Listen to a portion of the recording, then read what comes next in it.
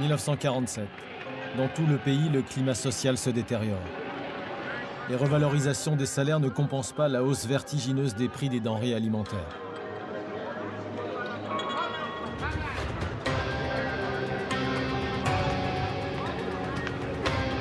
La nourriture est toujours rationnée.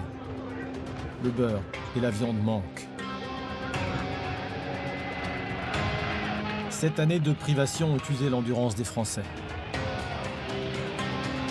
Ils ont le sentiment de supporter la plus lourde partie de la reconstruction. En 1947, l'Europe entre dans la guerre froide.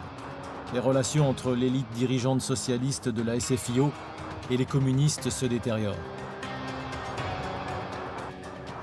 Maurice Thorez, secrétaire général du PCF, dénonce la politique sociale du gouvernement. L'expérience Zoom a échoué. Les prix montent.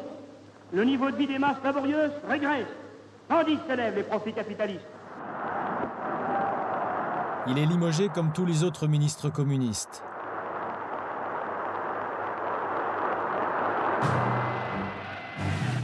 En une journée, l'Alliance sacrée née de la résistance, de la libération et de la reconstruction de la France est balayée. Des grèves éclatent partout, dans l'industrie, les transports et les mines aussi.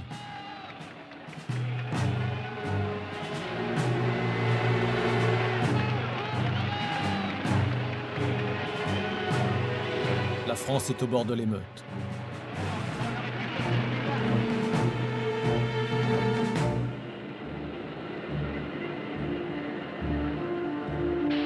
« 1948 sera l'année de la trahison.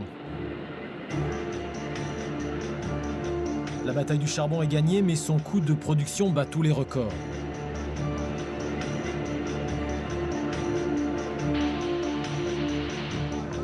Robert Lacoste, le ministre SFIO de l'Industrie, doit absolument faire baisser le prix de l'énergie pour relancer l'économie. La tonne de charbon extraite des mines françaises coûte 3 fois plus cher que celle produite en Allemagne. Les charges sociales sur les salaires des mineurs s'élèvent à 73% contre 44% dans les autres industries. Mi-septembre 1948, Robert Lacoste va poignarder les mineurs. Pour réduire les coûts de production, il leur retire par décret certains avantages qu'ils avaient obtenus grâce au statut des mineurs.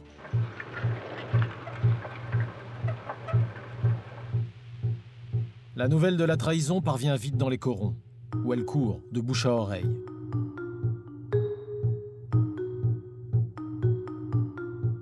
Les mineurs sont abasourdis. La paye sera maintenant calculée selon les pertes de la production. Il n'y a plus de salaire garanti. Les licenciements sont facilités. On va réduire de 10% les effectifs des ouvriers tout en gardant les exigences de rendement. Les accidents du travail et les maladies professionnelles seront gérés par les patrons. Le combat ne finira-t-il donc jamais ? La suppression du salaire garanti, ça a été une catastrophe pour les mineurs. Parce que même sous l'occupation allemande, le salaire garanti n'a jamais été supprimé dans les mines. Vous vous rendez compte ? On vous coupe les jambes. On vous coupe les jambes. C'est vrai que quand on réalise, on a fait tout ce qu'on devait faire, même peut-être trop. Et à la sortie, il n'y a pas de récompense. C'est assez lourd. C'est encore une pénalité. C'est encore une pénalité. Maurice Thorez, qui n'est plus que secrétaire général du Parti communiste, revient dans le pays noir pour soutenir les mineurs. Et cette fois, il pousse à la grève. Les syndicats organisent un référendum pour ou contre la grève. 218 000 mineurs y sont favorables. La grève s'est déclenchée, ne l'oublions pas, après un référendum à bulletin secret. Le référendum avait décidé que la grève débuterait, on était pour ou contre. Le 4 octobre 1948, c'était un lundi, la grève a commencé pour tout le monde.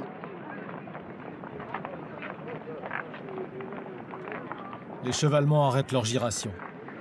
Les ascenseurs ne descendent plus. Les mines s'arrêtent. Un lourd silence s'abat sur les carreaux. Les mineurs prennent le contrôle des puits.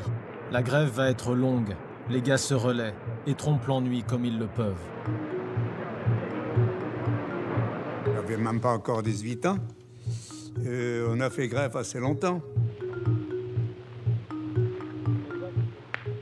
On occupe le puits de Ricard parce que pour nous, c'était le puits le plus symbolique.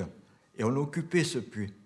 Et bon, on s'attendait un jour ou l'autre à ce que les CRS viennent nous voir. Hein. Jules Mock, le ministre socialiste SFIO de l'Intérieur, ne voit dans la grève qu'une subversion communiste généralisée. En prévention, il a épuré l'armée et les CRS des communistes présents dans leur rang. Mock a mobilisé 60 000 hommes, équipés de chars et d'automitrailleuses pour reprendre le contrôle du charbon. Massés aux abords des cités minières, ils se préparent à l'affrontement. La France est entrée dans la guerre froide, qu'on considère que l'entrée en guerre contre l'Union soviétique est inévitable, qu'il faut museler la classe ouvrière pour l'empêcher de nuire à cette déclaration de guerre. Il faut dompter la corporation minière. Dans les corons, les mineurs organisent des soupes populaires avec le soutien de la CGT. Pour avoir moins de bouches à nourrir et mieux tenir le temps de la grève, ils vont mettre leurs enfants à l'abri, grâce à la solidarité communiste. 20 000 gamins vont quitter les corons pour être recueillis dans toute la France par des familles qui soutiennent les grévistes.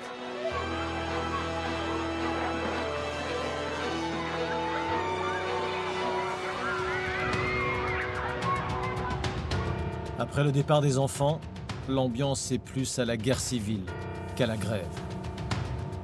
On aurait dit qu'ils allaient affronter une division allemande.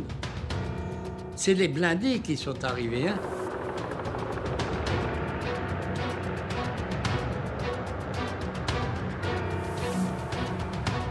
À Calonnier-Vin, les camarades avaient mis un wagon à l'entrée du puits et ils l'avaient barricadé.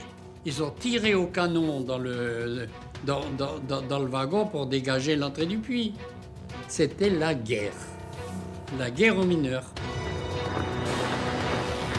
À partir du 18 octobre, Jules Mock organise le dégagement des puits de mines, bassin par bassin. Les CRS et les troupes coloniales terrorisent les cités minières et marchent vers les puits tenus par les grévistes.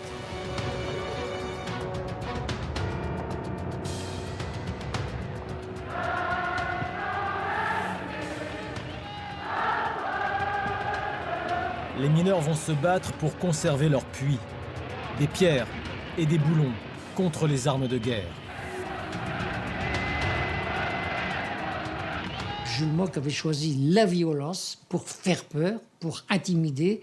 Et au 4e jour de la grève, en Lorraine, à Merlebach, Jean Sec était massacré sur place à coups de crosse. C'était d'une violence inouïe. Sur les murs de leur coron, les mineurs inventent l'expression CRS, SS. Comment le gouvernement peut-il envoyer la troupe contre eux, les héros de la bataille du charbon? Les soldats reprennent vite le contrôle des puits, où ils se barricadent. Mais face à eux, les soldats du fond sont des durs à cuire, écorchés à vif par le sentiment d'avoir été trahis par le gouvernement socialiste. Dans certains puits, ils repartent à l'assaut pour tenter de reprendre le contrôle de leurs mines. Quand on est arrivé à hauteur du puits, ils nous reçoivent avec la lance à incendie. Ils ont pu calmer avec le gaz lacrymogène, mais le gaz lacrymogène, bon, ça fait un peu... On sent mauvais, mais bon, on passe à travers quand même.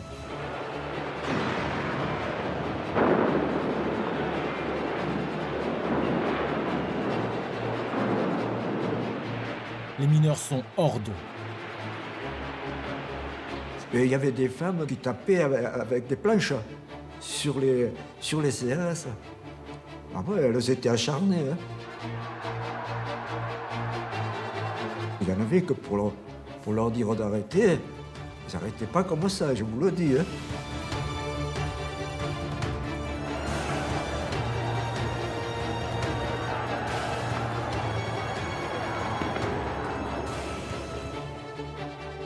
a eu 56 CRS blessés. La réplique des mineurs reste dérisoire face à l'armée. Rarement, dans l'histoire du XXe siècle, on avait vu une telle répression contre des ouvriers grévistes. Ils ont tué Barbier dans la Loire à coups de fusil. Les CRS ont tiré. Et Goyot a été blessé et Goyot est mort après. Chaptal à Alès a été tué d'une rafale de mitrailleuse tirée par le char Sturen. Une rafale de mitrailleuse. C'est un miracle qu'il n'y a eu qu'un seul mort. 7 mineurs trouveront la mort et des centaines seront blessés. Parmi eux des femmes et des enfants. Après les dernières violences, le calme revient sur les puits. Les mineurs enterrent leurs morts. Le couvre-feu s'abat sur les pays miniers.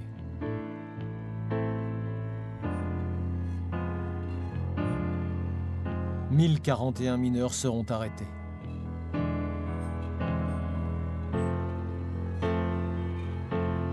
Les interrogatoires, ça a été pénible. Ça a été pénible parce que ils ont attaqué franchement d'entrée. Il y en a deux qui me sont rentrés dedans. Ils m'ont tapé sur le visage parce que moi, instinctivement, j'ai bougé. J'en ai pris plein la figure. Quand ils ont vu ça, ils m'ont dit, bon, ben maintenant, là, tu te mets torse nu, tu quittes tes chaussures, tu te mets à genoux, et les bras comme ça, et tu avances. Si j'avançais pas, j'avais un coup. Plus que la répression, c'est la misère et la faim qui aura raison des mineurs. Il leur fera reprendre au début décembre 1948 l'ascenseur pour le fond, après 7 semaines de grève.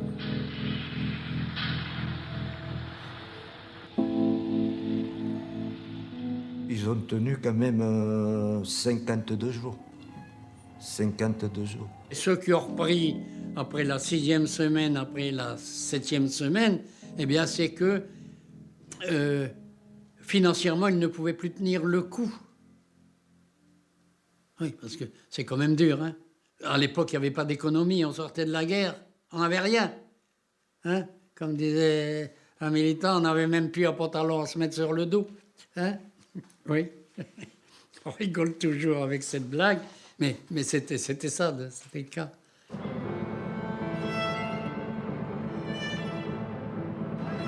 Cette semaine de grève ne laisseront que de l'amertume. Leur grève a été battue.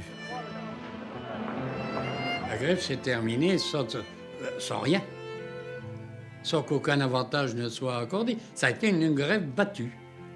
Eh oui. Eh oui. Donc, on reprend le travail, comme on dit, la queue entre les jambes. Hein. Qu'est-ce que vous voulez? La grève de 1948 restera dans l'histoire comme un des conflits les plus réprimés. Des centaines de militants, de simples ouvriers sont condamnés à des années de prison et 10 millions de francs d'amende. La sentence a tombé. Il y en a un qui a pris 3 ans. Et moi, j'étais dans la charrette. On était 13 à 6 mois. C'est une peine très lourde. Très, très lourde. 3000 mineurs sont licenciés. En plus de leur travail, ils vont perdre leur logement, le charbon gratuit, la sécurité sociale minière, et seront bannis à vie de la mine pour avoir simplement fait la grève. En plus qu'on était licenciés, on ne pouvait pas retrouver de travail dans la région. Ils voulaient qu'à toute fin, on quitte la région pour ne plus nous avoir par ici. Les Gueules Noires formeront jusque dans les années 60 l'avant-garde du prolétariat. Les héros de la bataille du charbon furent surtout des victimes. Et personne ne pourra leur retirer la fierté d'avoir pendant 4 ans sauvé la France.